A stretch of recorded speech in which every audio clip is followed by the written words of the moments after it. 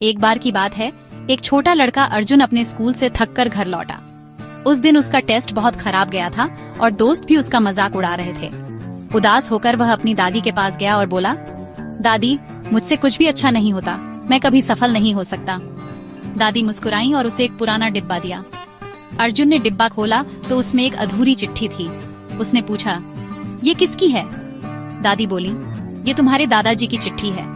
उन्होंने इसे तब लिखा था जब वे नौकरी में बार बार फेल हो रहे थे, लेकिन उन्होंने हार नहीं मानी। उस अधूरी चिट्ठी के बाद उन्होंने अपनी जिंदगी को नया मोड़ दिया और एक बड़ा व्यवसाय खड़ा किया। अर्जुन ने चुपचाप चिट्ठी पढ़ी और उसकी आंखों में चमक लौट आई।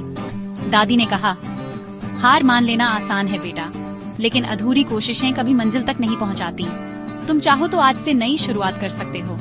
अर्जुन ने मुस्कुराते हुए कहा, दादी, अब मेरी कहानी भी अधूरी नहीं रहेगी।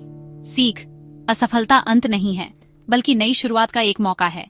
हार वही मानता है जो खुद से हार जाता है।